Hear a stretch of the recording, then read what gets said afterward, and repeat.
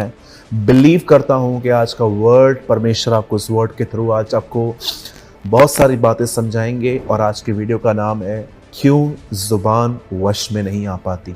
मैं आपके सामने एक वर्ड पढ़ रहा हूँ जिसमें लूका का 6 अध्याय, और इस समय आपकी स्क्रीन पे 3 लैंग्वेजेस में हिंदी, इंग्लिश एंड उर्दू।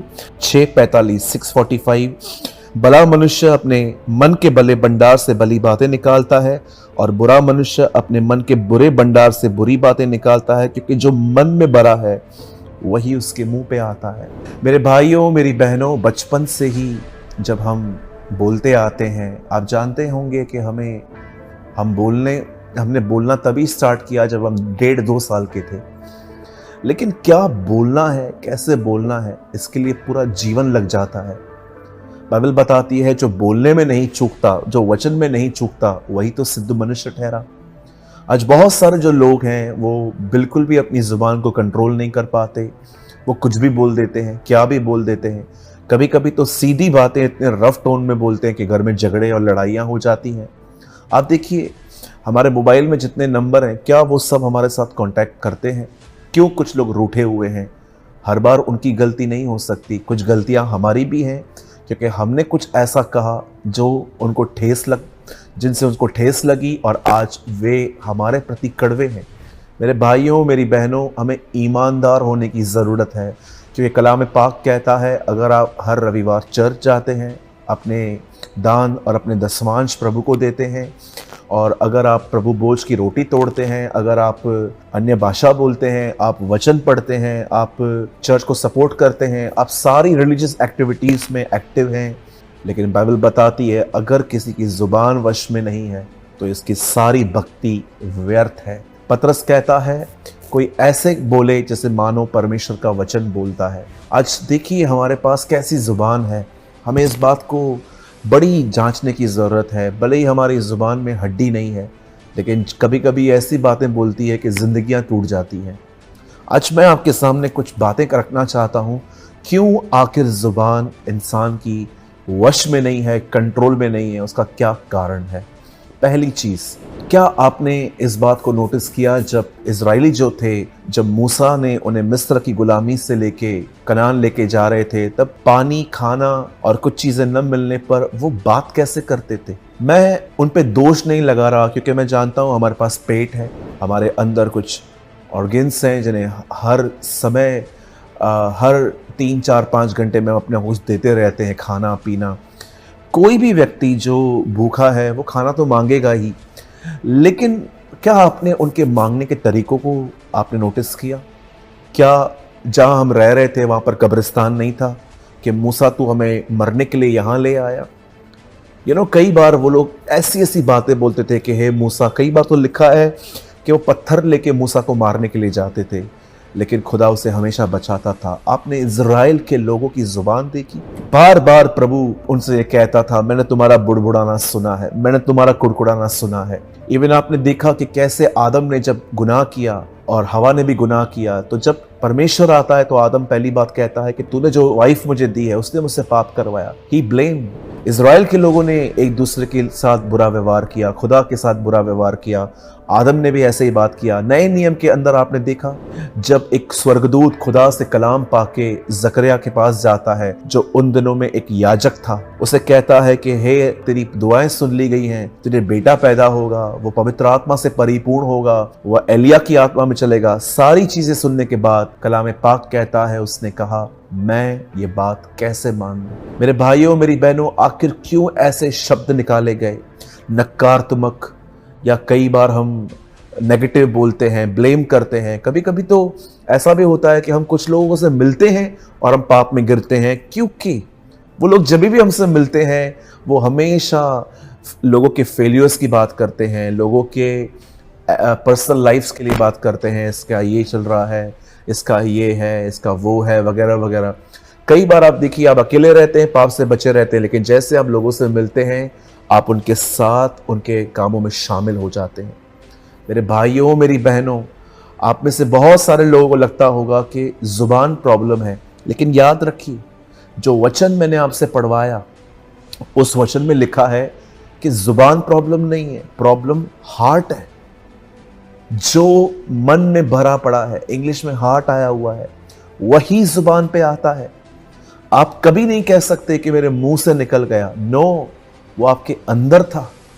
कैसे आपके अंदर पहुंचती ये बातें, कैसे हमारे अंदर पहुंचती हैं? Now listen very carefully. जिस चीज को आप मेडिटेट करोगे, वह चीज आपके अंदर भरती जाएगी, बढ़ती जाएगी। इसीलिए खुदा ने हमें बहुत बार पुराने नियम में हमें कहा है कि वचन को मनन करो, मेडिटेट करो। भजन सहायता की शुरुआत भी इसी से होती है। क्या ही धन्य है वह व्यक्ति जो प्रभु की व्यवस्था को दिन और रात मनन करता है। खुदावन यहोशू से कहते हैं, किताब को उतरने न दे, इसी में दिन और रात ध्यान दिए रहना, मनन करते रहना। मेरे भाइयों, मेरी बहनों, हम में से बहुत सारे लोग जो है वो जुबान को पकड़ते हैं। जुबान एक फल है, एक पेड़ है, लेकिन जड़ क्या है? हृदय, हार्ट। जिस चीज से हार्ट बड़ा पड़ा है, वही चीज बाहर आएगी। आपको ये बात समझनी पड़ेगी। प्रॉब्लम माइंड में नहीं है, प्रॉब्लम हार्ट में नहीं, प्रॉब्लम जुबान में नहीं है, प्रॉब्लम हृदय में है। बाइबल बताती है, एक स्त्री थी, उसके पास कुछ दिक्कत थी, प्रॉब्लम थी उसके बदन में। उसके बदन में से ब्लड निकलता था और 12 साल से वो बहन सफर कर रही थी। एक दिन जब उसे पता चला यीशु उनके नगर में आने वाले हैं, बाइबल बताती है उसने अपने मन में कहा, यदि मैं उसके कपड़ों को, वस्त्र को छू लूंगी, मैं चंगी हो जाऊंगी। आप जानते हो, जब वो वहां पर पहुंची इतनी भीड़ में, और जैसे उसने यीशु के गारमेंट्स को टच किया, बाइबल बताती है वो चंगी हो गई। इवन यीशु ने देखा और पूछा, किसने मुझे छुआ? हजारों लोग यीशु पे गिरते थे, लेकिन यीशु जानता था ये टच बहुत डिफरेंट था, इसलिए उसने पूछा, किसने मुझे छुआ? आप देखिए, भीड़ यीशु पे गिरती थी, लेकिन क्यों यीशु ऐसा कहता है कि किसी ने मुझे छुआ? क्योंकि प्रभु विश्वास के टच को जानता है। वो जानता है कि कौन से लोग जो है वो विश्वास से भरे हुए हैं। आप जानते हो, स्त्री के चंगे होने के बाद अब आराम से गॉस्पेल्स, मत्ती, मरकुस, लूका, यूहन्ना में इसका जिक्र नहीं है। आप मत्ती, मरकुस, लूका पढ़ के देखिए, आपको पता चलेगा इससे पहले कि ये बहन मुंह से कहे, इससे पहले वो मन में कहती थी कि मैं उसके वस्त्र को छूंगी, मैं चंगी हो जाऊंगी। और लिखा है, जो उसका विश्वास था वो उसने अंगीकार किया। एक इंजील, एक सुसमाचार में लिखा है वो मुंह से कहती थी, दूसरे में लिखा है कि वो मन में कहती थी। मेरे भाइयों, मेरी बहनों, जो मन में है वही जुबान पे आएगा, याद रखें। अब बात यह है, आप क्या फीड कर रहे हो, आप अपने आप को क्या खिला रहे हो? याद रखिए, आप जो देख रहे हो, आप जो सुन रहे हो, आप जो सोच रहे हो, वो आपका खाना है। ये सिर्फ सुनना नहीं है, ये सिर्फ देखना नहीं है, ये सिर्फ सोचना नहीं है। आप जो भी कर रहे हो, क्या सुन रहे हो, इससे आप भर दोगे अपने आप को। आप क्या देख रहे हो वो आपके अंदर आएगा, आप क्या सोच रहे हो वो आपके अंदर आएगा। आप जो देखते हैं, सुनते हैं, सोचते हैं, वो एक तरह का खाना है। अब ये आपके ऊपर है, आप क्या अपने आप को फीड कर रहे हो? क्या आप बाइबल देख रहे हो? क्या आप बाइबल सुन रहे हो? क्या आप खुदा को सुन रहे हो? क्या आप अपने मन में परमेश्वर के वचन को मनन कर रहे हो? जो आप मनन करेंगे उसी से आपकी जिंदगी भरेगी। कलाम पाक कहता है, सबसे अधिक से अधिक अपने आप में परमेश्वर के वचन को भर। कोलोसियंस 3:16 में लिखा है, मसीह के वचन को अपने हृदय में अधिकाई से बसने दो। और आत्मिक गीत, भजन के द्वारा खुदावन को हमें खुश रखने की नीड है। आज मैं आपसे पूछना चाहता हूं, आप जितने भी लोग मुझे देख रहे हैं, क्या आप इस बात को जानते हैं? जुबान प्रॉब्लम नहीं है, हृदय प्रॉब्लम है, हार्ट। कहा न कहा आपकी जुबान आपके हृदय से जुड़ी है। आपके अंदर जो भरा पड़ा होता है वही आपके मुंह पे आता है। भला मनुष्य अपने मन के भले भंडार से भली बातें निकालता है, और बुरा मनुष्य अपने मन के बुरे भंडार से बुरी बातें निकालता है। मेरे भाइयों, मेरी बहनों, प्रोक्लेम योर विक्ट्री। अपने मुंह से विजयी शब्द, विजयों की घोषणा करें, अपने विश्वास को अंगीकार करें। और अगर आपको लगता है मैं बहुत नेगेटिव पर्सन हूं, नेगेटिव हूं, तो नेगेटिव आप नहीं हो, नेगेटिव आपका दिमाग, आपका माइंड, आपका हृदय है जिसमें आप भरे पड़े हैं। और आपको इस राज्य को उखाड़ने के लिए एक पहले नया राज्य स्थापित करना पड़ेगा। हमेशा याद रखिए, जब आप प्रभु के वचन को मनन करेंगे, वो पुराना राज्य उखाड़ा जाएगा और नया राज्य स्थापित होगा। इसीलिए मैं आपको कहना चाहता हूं मेरे भाइयों, मेरी बहनों, जुबान को वश में करना, अगर आप वचन नहीं पढ़ते हैं और सीधा जुबान को वश में करने की कोशिश करते हैं तो ये कठिन नहीं, ये नामुमकिन है, क्योंकि वो आपके अंदर है।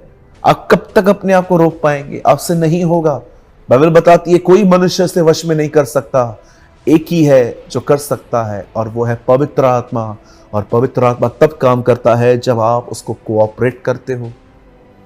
मैं आप में से हर एक को कहना चाहता हूं मेरे भाइयों, मेरी बहनों, अपने खाली समय में अपना फोन यूज न करें, लिमिट से यूज करें। अपने खाली समय में से टीवी न देखें, लिमिट से देखें। अपने खाली समय में गॉसिप न करें, थोड़ी सी बातचीत करें, काम की बातचीत करें। और जो समय बचता है वो परमेश्वर के वर्ड को पढ़ने और उसको मनन करने में दीजिए। अदरवाइज आप सालों से जो हारा हुआ जीवन जीते आ रहे हैं वो कंटिन्यू चलेगा, कोई चेंजेस नहीं आएंगी। बाइबल में कुछ काम खुदा करता है, पर बाइबल में कुछ काम हमें करने के लिए कहा गया है। बाइबल नहीं बताती है कि प्रार्थना करो कि वो तुम्हें दीन बनाए, बाइबल बताती है दीन बनो। यीशु ने नहीं कहा प्रार्थना करो कि मैं तुम्हें नम्र बनाऊं, बाइबल बताती है धन्य है वे जो नम्र हैं। नो डाउट जो कुछ मिलता है वो खुदा के अनुग्रह से मिलता है, पर इंटेंशन और एफर्ट भी जरूरी है। मैं उम्मीद करता हूं आपने समझा होगा कि कैसे एक इंसान की जुबान कंट्रोल में नहीं आती, क्योंकि उसका हृदय सबसे पहले उसके कंट्रोल में नहीं है। ये फल जो है, जो मुंह के शब्द जो है वो फल हैं, जड़ हृदय है। मेरे भाइयों, मेरी बहनों, अपने वचन को पढ़िए। इस बाइबल को आज से बहुत साल पहले मैंने एक वर्ड पढ़ा था, धन्य हो तुम जब लोग मेरे कारण तुम्हें सताएं, झूठ बोलें, दोष लगाएं, हर प्रकार की बुरी बातें कहें। और एक दिन मुझे आज भी याद है, मैंने अपनी 2 व्हीलर एक शॉप के सामने पार्क की और मेरी गाड़ी के आगे लिखा था जीसस इज लाइफ, चर्च का नाम लिखा था। और बिल्कुल सामने एक दुकानदार बैठे थे जिन्होंने उस नाम को पढ़ा और वो बहुत गुस्सा हो गए। उन्होंने मुझे कहा कि तुम लोग जीसस को मानते हो, ये वो, उन्होंने बहुत सारी बातें कही। और जानते हो, सडनली जब उन्होंने बहुत सारी बातें की, मुझे नहीं पता कि उस भाई का क्या अनुभव रहा था, लेकिन उसने बहुत कुछ यीशु के लिए विरुद्ध बातें कही। और जैसे ही उसने बहुत सारी बातें कही तब मुझे एक वचन याद आया, धन्य हो तुम जब मेरे कारण सताए जाओ। मैंने उस आदमी को मैं जानता भी नहीं, मेरा उससे कोई लेन देन भी नहीं है, पर वो, जैसे कि बहुत सारे लोग हम पे दोष लगाते हैं कि हम धर्म बदल चुके हैं अपना, हमें पैसे मिलते हैं मसीह बनने के, बहुत सारी एलिगेशंस मसीहों पे स्टार्टिंग से लगते आए हैं। लेकिन खुदा जानता है कि हमें क्या मिला है। हमने उसे छोड़ कुछ नहीं पाया है, हमने उसे पाया, जिंदगी पाई। एक डूबता हुआ व्यक्ति तिनके को भी अप्रिशिएट करता है और वो तो खुदा है। उसने हमें बचाया है, हम उसे लोगों के डर से कैसे छोड़ सकते हैं। उसने हमें ज़िंदगी दी है, उसने हमारा धर्म नहीं, उसने हमारा जीवन बदला है। और वो व्यक्ति बहुत कुछ बोले जा रहा था कि तुमने धर्म बदल दिया, तुम्हें पैसे मिले, तुम ये हो, तुम वो हो। मैं चुपचाप से सुन रहा था। और जैसे मैंने अपनी गाड़ी साइड में लगाई और जब मैं अपने काम से जा रहा था, तब मुझे पवित्र आत्मा ने कहा, देखा, लिखा है जब तुम उसके पीछे चलोगे तुम्हें गालियाँ पड़ेंगी, लोग तुम्हें बुरा भला कहेंगे, लोग तुम्हारे तरह तरह की बातें और स्टोरीज बनाएंगे। मैं धन्यवाद करता हूँ कि उस राइट टाइम पे मुझे वर्ड याद आया। जानते हो ये वर्ड क्यों याद आया? क्योंकि मैंने इसे पढ़ा था, मैंने इसे मनन किया था। कई बार जब आप वचन पढ़ते हैं, उसी पढ़ने के द्वारा पवित्र आत्मा आपके सिचुएशन में से, वहाँ से वर्ड निकाल के आपके हृदय में डालता है। मेरे भाइयों, मेरी बहनों, वचन पढ़िए, समय बर्बाद न करिए। हमेशा याद रखिए, प्रॉब्लम जुबान नहीं है, प्रॉब्लम हृदय है।